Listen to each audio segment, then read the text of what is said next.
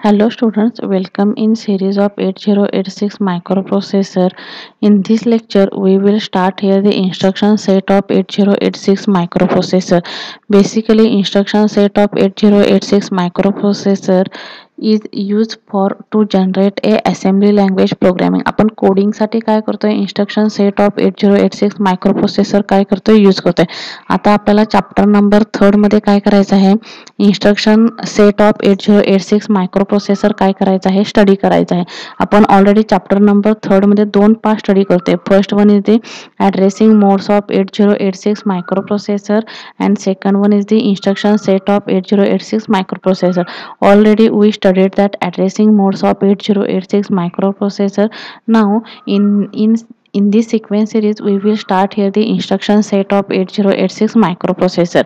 Basically, what is the meaning of program? The sequence of a commands used to tell a microcomputer what to do is called as a program.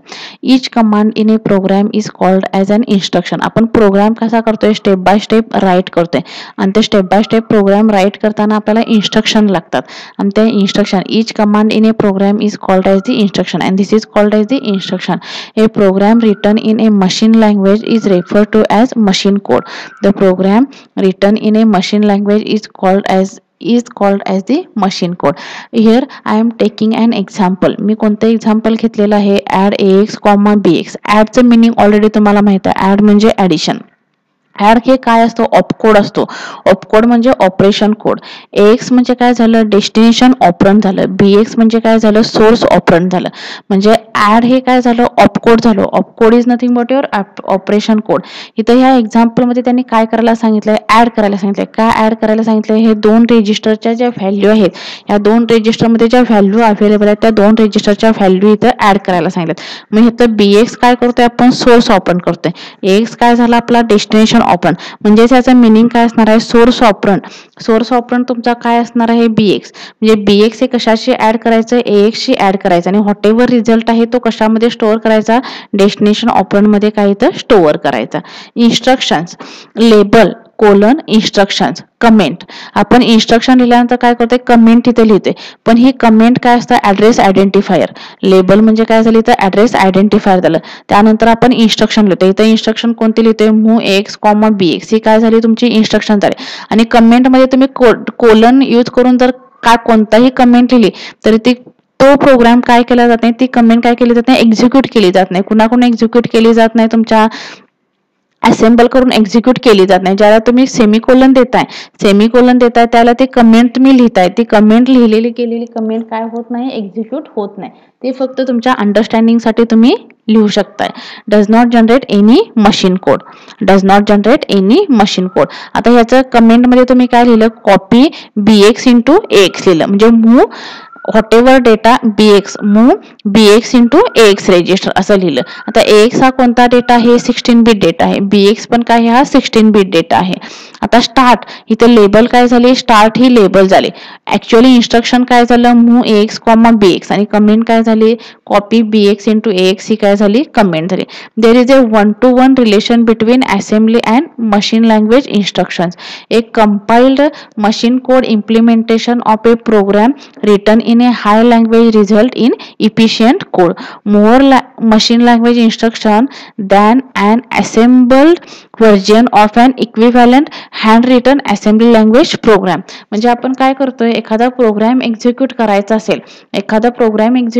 असेल तर आपल्याला step by step instruction त्याच्यामध्ये काय करायला पाहिजेत, return करायला पाहिजे. तर स्टेप बाय स्टेप इन्स्ट्रक्शन कसे रिटर्न करायचे हे मी तुम्हाला आता नेक्स्ट लेक्चरमध्ये सांगणारच आहे.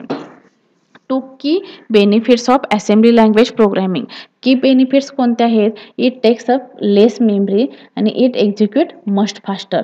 ॲप्लिकेशन काय असणार आहेत, one of the most beneficial uses of assembly language programming is real time application.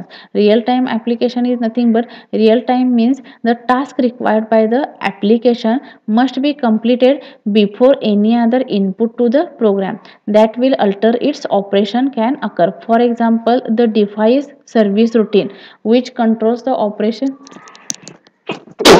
operation of floppy disk drive is a good examples that is usually written in assembly language programming. assembly language programming मध्ये तुम्ही whatever data काय करताय use करताय. Assembly language प्रोग्रामिंगमध्ये whatever data तुम्ही काय करताय use करताय, तो डेटा कशामध्ये स्टोअर केला जातो, असेंबलमध्ये काय केला जातो, स्टोअर केला जातो. इट एन एक्झाम्पल म्हणजे ज्यावेळेला तुम्ही मशीन लँग्वेज यूज करताय त्याला machine language is an real time example. Real time example म्हणजे तुम्ही ॲड करायचं झालं तर ॲड करण्यासाठी हे ॲड इन्स्ट्रक्शन काय करायला पाहिजे तिथं यूज करायला पाहिजे. It is called as the real time instructions. आता आपल्याकडे काय आहेत converting assembly language instructions to machine code. Assembly language आपल्याला काय करायचं आहे मशीन कोडमध्ये काय करायचं आहे कन्व्हर्ट करायचं आहे. आणि आपलं इन्स्ट्रक्शन किती बाईट असतं 1 to 6 बाईट्स असतं. हिअर आपलं इन्स्ट्रक्शन किती बाईट आहे 6 बाईट 1 2 3 4 5 6. फर्स्ट बीटमध्ये आपण आर कॉमा एम यूज केले. आर कॉमा एमचं मिनिंग काय असणार आहे register comma memory field. R comma M is nothing but register comma memory field. आपण रेजिस्टरसाठी हे 8 बीट यूज करते 0 0 0 0 0 1 0 1 0 0 1 1 1 0 0 1 0 1 1 1 0 आणि 1 1 1 हे रेजिस्टरसाठी यूज करतोय. मेमरी फील्डसाठी आपण काय करतोय मेमरी फील्ड आपल्याकडे दोन अवेलेबल आहेत. एक तर 8 बीट मेमरी अवेलेबल आहे किंवा 16 बीट मेमरी काय आहे अवेलेबल आहे. आता सेकंड तुमचं बीट कोणतं आहे रेजिस्टर बीट. सेकंड बीट कोणता आहे इथं register bit. Register field is use to identify the register for the first operand. म्हणजे तुम्ही त्या रेजिस्टरच्या फील्डमध्ये रेजिस्टर तुम्ही काय करू शकता सेव्ह करू शकता. आपल्याकडे किती रेजिस्टर अवेलेबल आहेत हे 4 प्रकारचे रेजिस्टर म्हणजे different types of register available आहेत such as AX BX CX DX SP BP SI DI. हे काय आहेत रेजिस्टर आपल्याकडे काय आहेत अवेलेबल आहेत. त्यानंतर कोणते फील्ड आहे मोड फील्ड. कोणते फील्ड आहे मोड फील्ड काय आपल्याकडे अवेलेबल आहे. मोड म्हणजे काय असणार आहे तुमचं मोड म्हणजे moding of the operation is called as the mode किंवा मोड फील्ड म्हणतोय ह्याला. आता नेक्स्ट पार्ट कोणता आहे तुमचा इथं वर्ड. नेक्स्ट कोणता आहे word. Data size. Word is nothing but data size bit. Data size bit is nothing but mode. Mode म्हणजे काय मॅक्झिमम मोड आणि मिनिमम मोडमध्ये आपण जे वर्किंग करतो it is called as the mode operation. Data size bit. Data size bit is nothing but W. specifies either the operation will be performed on 8 bit or 16 bit. जर तुम्ही इथं AX resistor घेतला तर कशाचं operation perform होणार आहे 16 बिटचं operation perform होणार. जर AL घेतलं तर 8 बिटचं ऑपरेशन परफॉर्म होणार. AX घेतलं तर AH घेतलं तर 8 बिटचं ऑपरेशन परफॉर्म होणार. म्हणून मी इथं कोड दिलेला आहे बघा W is equal to 0 put केलं. W इज इक्वल टू ज्याला 0 पुट केलं तर त्यावेळी कोणतं ऑपरेशन परफॉर्म होतं 8 बिटचं ऑपरेशन परफॉर्म होतं. ज्याला W इज इक्वल टू 1 घेणार त्याला ऑपरेशन कशाचं परफॉर्म होणार 16 बिटचं ऑपरेशन काय होणार आहे परफॉर्म होणार. W इज इक्वल टू 0 असेल तर 8 बिटचं ऑपरेशन परफॉर्म होणार. W इज इक्वल टू 1 असेल तर कोणतं ऑपरेशन परफॉर्म होणार 16 बिटचं ऑपरेशन काय होणार इथं परफॉर्म होणार. 8 बिटचं ऑपरेशन म्हणजे काय AL CL DL किंवा AH CH DH BH असं ह्या पद्धतीचे ऑपरेशन तुमचे काय होणार आहेत परफॉर्म होणार आहेत. आणि जर 1 घेतलं तर काय होणार आहे AX BX CX DX SP BP SI DI चे ऑपरेशन काय होणार आहेत परफॉर्म होणार. आता डेटा. डेटा तुमचा 2 प्रकारचा डेटा अवेलेबल असतो. कोणता 2 प्रकारचा डेटा अवेलेबल असतो डेस्टिनेशन आणि सोर्स. जर 0 पुट केलं तर सोर्स होणार आहे आणि 1 पुट केलं तर डेस्टिनेशनसाठी तुमचा डेटा काय होणार आहे अप्लाय होणार आहे. आणि ऑपकोड म्हणजे काय झाला तुमचा ऑपरेशन कोड. ऑपरेशन कोड म्हणजे addition subtraction multiplication division move it is called as the opcode. This is the most important part. म्हणजे हे 6 बाईट डेटा आहे तो 6 बाईट डेटा तुम्हाला कोणत्या कोणत्या पार्टसाठी वर्क करायचा हे मी आता ऑलरेडी तुम्हाला सांगितलेलं आहे. आता नेक्स्ट बघा आपल्याकडे different types of instructions available आहेत. कोणते कोणते इन्स्ट्रक्शन अवेलेबल आहेत डेटा ट्रान्सफर इन्स्ट्रक्शन अवेलेबल आहेत. म्हणजे आपल्याला काय करायचं स्टेप बाय स्टेप काय करायचं स्टडी करायचं. फर्स्ट आपल्याकडे कोणते इन्स्ट्रक्शन अवेलेबल आहेत डेटा ट्रान्सफर इन्स्ट्रक्शन अवेलेबल आहेत.